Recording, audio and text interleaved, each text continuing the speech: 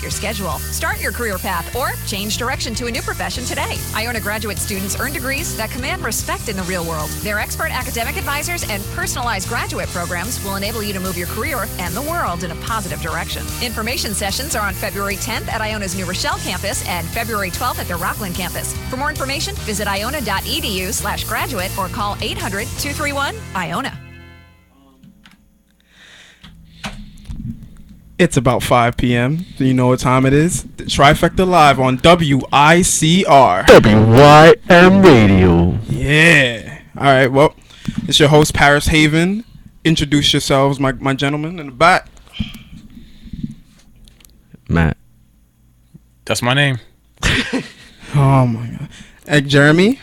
Hello. How you doing, Jeremy? That's why Jeremy introduced me. How you guys doing?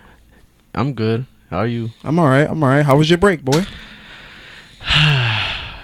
It was not interesting. It was just the same old.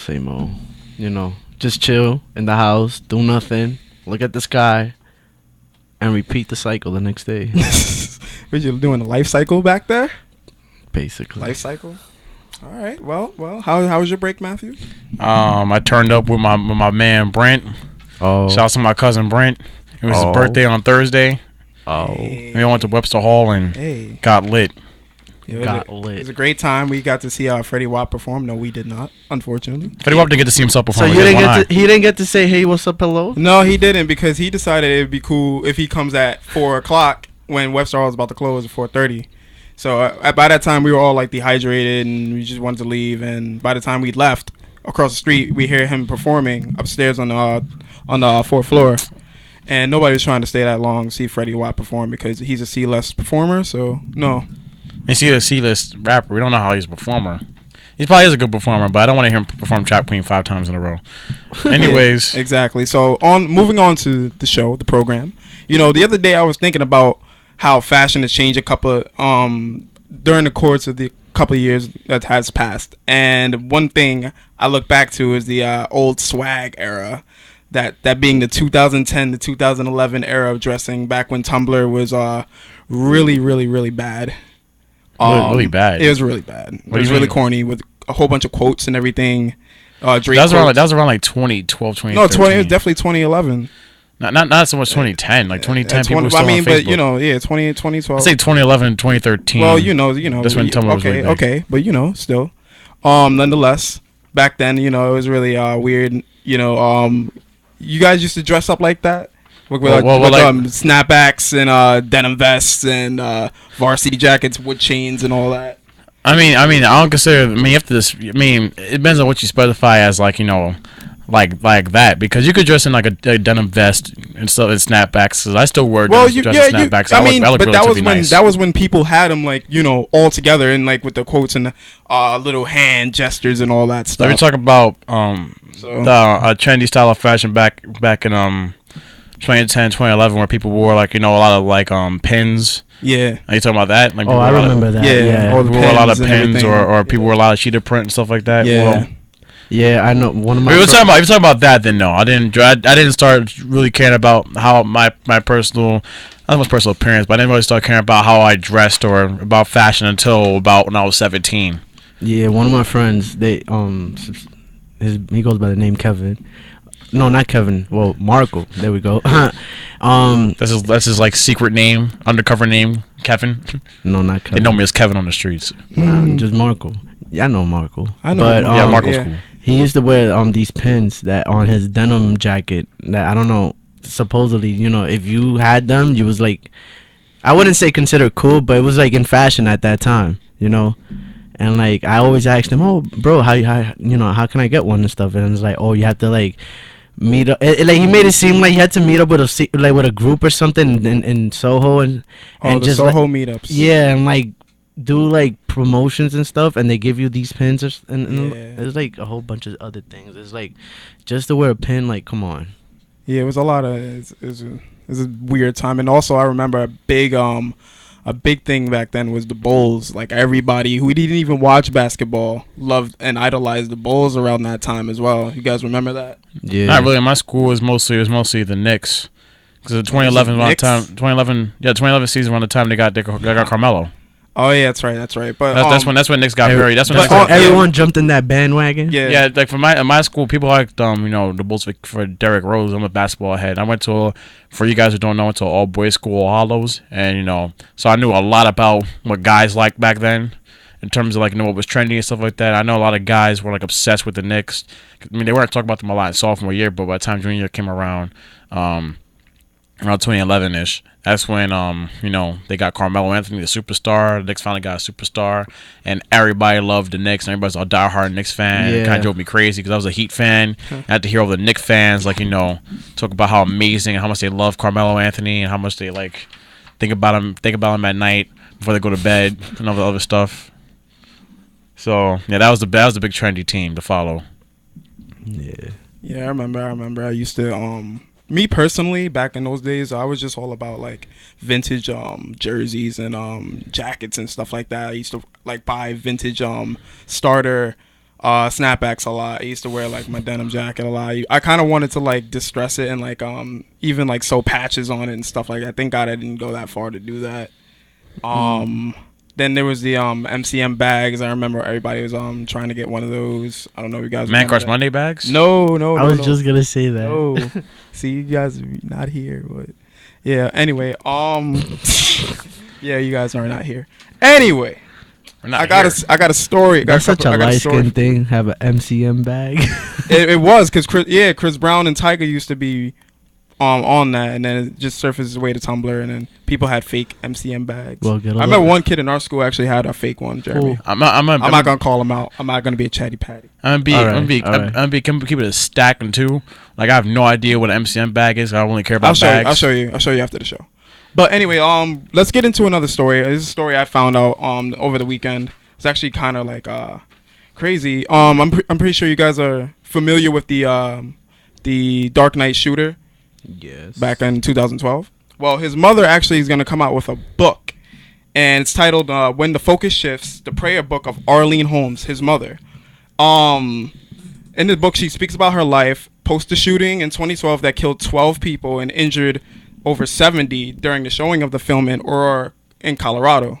Her focus of the book is to raise awareness toward mental illness and her hate towards the death penalty.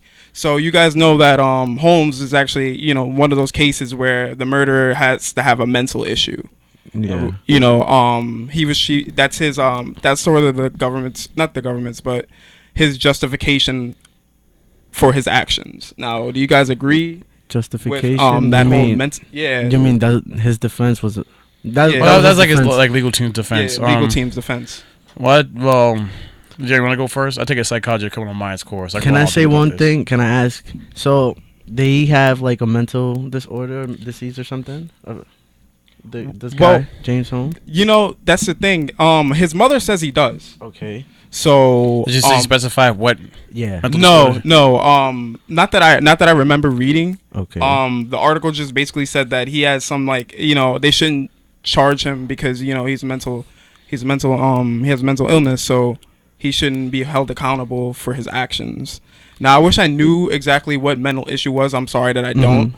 But that's where her justification for the incident is. If she was able to prove, first of all, if she clarified what type of mental disease that he had, then during the trial it would have gotten a better understanding, and he probably would have not gotten the death penalty. Yeah.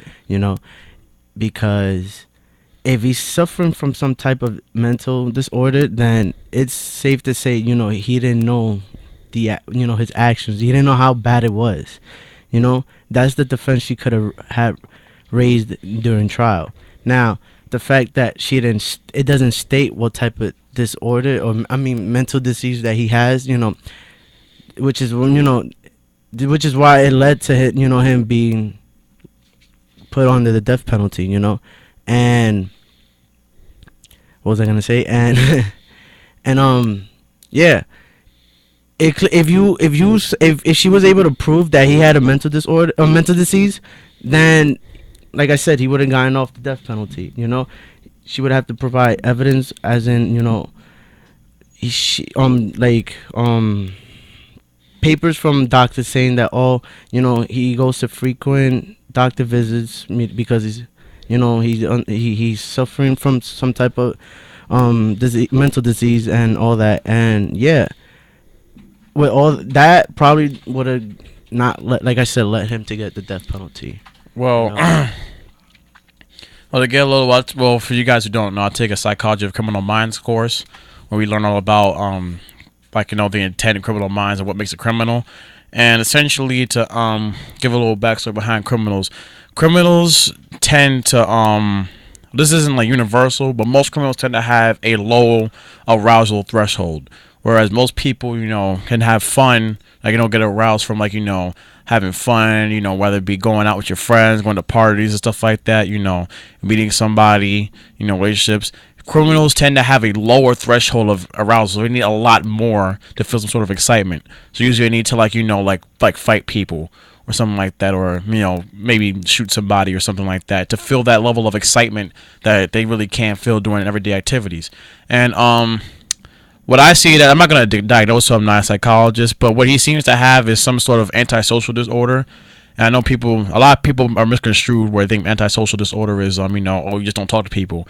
It's a lot deeper and a lot more dangerous than that. When you have an antisocial disorder, you are considered, and this is the actual psychological term, emotionally retarded, where you don't have the same kind of feelings or empathy that normal people have. Like, you lack passion, you lack empathy, you lack love, you lack justification, you lack bravery, you lack vigor, you lack these basic emotions where other people have. And essentially, you don't understand how somebody else would feel in a certain situation of fear, because they don't really feel fear. And it's not something you might necessarily be born with, but you could just develop it over time. And essentially, you're cut off from everybody else. And when you have an antisocial disorder, you tend to go against other people. Like, I remember I watched a documentary where this guy, antisocial disorder, said he had to fight people to feel any sort of excitement, and that it felt better than than sexual intercourse. Like fighting somebody or hurting somebody, because he felt so detached from other humans. And so I feel going back to Holmes, I feel like he might have some sort of antisocial disorder where he, not so much that he didn't know what he was doing, because those people know what they're doing is wrong. It's just that he did not feel what other people would feel. Like, he wouldn't feel the proper emotions for it. Like, if I had a gun and I pulled on somebody, I would probably myself be like, oh, I can't shoot this person, that's taking away a human life. And them doesn't feel that level. Like, they know I'm going to kill this person, but they don't feel like, oh my goodness, I just killed this person. It's just like, there's no balance between right and wrong, and any empathy in that. Yeah, like they know what morality is, but they just can't feel it the same way a person, like I said, they're mostly retarded. They don't have the same kind of emotional IQ, because everybody's emotional IQ, and emotional IQ means how much you feel towards other people. And the thing is, intellectual IQ, you could change that. You could study and get a higher IQ. You can't change your emotional IQ. If you're detached, you're detached. Yeah. And so I feel like he has some sort of a detachment from everybody else, to where he could go up there and kill multiple people and not feel any sort of resentment. Now, I'm not sort of inside of his head, I don't know, but I can believe he has some sort of mental issue. Not so much he's insane or he has schizophrenia or something like that. It's possible, but he might have or neurosis, but he might have some sort of antisocial disorder. I mean, if you're gonna raise a legal defense saying that someone has a mental disorder or a psychological disorder, yeah, he pleaded not guilty by reason of his insanity. So that's So then that right there, in his defense is saying that he suffers from some type of mental disorder, But the thing is, when you're raising that defense, you got to take two things into accountable. The person has to know that if the person doing the action, they have to realize that what they did wasn't wrong. What I mean by that, in their eyes, they think. No, in other people's eyes, it may seem wrong, but the person may not know it. That's one. The other one is, you just don't know the level of how bad the thing, you're doing, So, I guess that's why, they said, they raised the defense, that, he was suffering from some type of mental disorder, But I understand where you're coming from, where, it may not be, it may not be that he was suffering from something actually that was really bad, but he just probably was antisocial. But then I'm just saying, Yeah. Like, you know, if you're gonna erase that defense, you know, you just don't have to provide proof that this person is suffering from that type of disorder. You know. Yeah. We'll make one last quick point. Well, the legal team did make that defense, you know, to get him off because, you know, that's what defense is supposed to do. You know, kind of a law background, you're supposed to defend the person. But the reason why I feel like a death penalty is because the legal system determined that he knew what he was doing was wrong. Because the police understand you have to not know what you're doing is wrong. He knew very well it was premeditated. He planned it out. He had the guns ready. He knew what he was doing was wrong. He just did not feel. He did not feel for those people because, you know, he didn't have any kind of like compassion for those people. He knew what he was doing was wrong, and that's the whole reason why he was convicted. I don't think he should got death penalty. I feel like he should get some help for a psychological disorder because of this. That's what his mother's point was in the book, that, you know, instead of just writing him off as a criminal, why don't we help this guy? I mean, he's a criminal. He's definitely. He's a criminal, definitely. And I still see views as scum of the earth, but he does need. I have strong opinions about the prison system, where I feel like people should be treated and rehabilitated. That's the whole point of the system, is to rehabilitate somebody, and you're not going to rehabilitate somebody by punishing them. Yes. You know, I mean, you're supposed to. Yeah, you're supposed to be some kind of repercussions for your actions, but, you know, because at the end of the day, a disorder is something that, which I learned in psychology, is that disorder does not mean like, oh, you're crazy or something like that. Disorder means something is out of order. You could be an antisocial person, but antisocial disorder is the extreme. The same way how you could be narcissistic, but you have a narcissistic disorder, that means you're obsessed with how people think of you, as opposed to be narcissist, where, you know, you think, you know, you care about what people think of you. So that's why I think he has a disorder, but I do think he knows what he knew he was doing was wrong. Now, do I support the death penalty? No, I don't. That's another argument. I also do not support the death penalty as well. But rest in peace to those people who died in that theater shooting. And then and other news, this is actually really like crazy. It's really weird. It's funny. It's all these things wrapped in one thing. There's a book that sort of takes the Bible and replaces Jesus with none other than God. Yeezus. Well, it replaces every mention of God with Kanye West, because well, it's not an entire Bible, but it's called the Book of Yeezus, and it takes the certain chapters of Genesis, and it's not the entire. That would take a lot of work because it's thousands of pages. But they take the chapters of Genesis and retweak it, where every mention of God is replaced with Kanye West. So, like, one of the first line would say, "In the beginning." Instead of saying God made everything, it would say Jesus like Kanye West said, "Let there be light." So is this like the Old Testament? It's saying that Jesus came before anything else. No, I said Genesis. Genesis, the first book of the Torah. Okay. So yeah, it takes Genesis and puts Kanye West's name in place of God's. Wow. So yeah, and then, by the way, just to further comment, this book is available on Etsy by the user. I do not know what the user's name is, but it's available on Etsy.com. You can get it if you want. I'm not gonna say whether or not you should get it. To be honest with you, it's really weird. So, and you already know, like, I feel like one thing that's gonna come out of this, maybe I don't know, but Kanye West is gonna be the one to be blamed for this, and he shouldn't, because, you know, he knows nothing about this, and it's not he published it on his own. So. But we already know it's going to happen. Nonetheless, we're going to be right back with our entertainment segment. So stay tuned. Trifecta Live on WICR.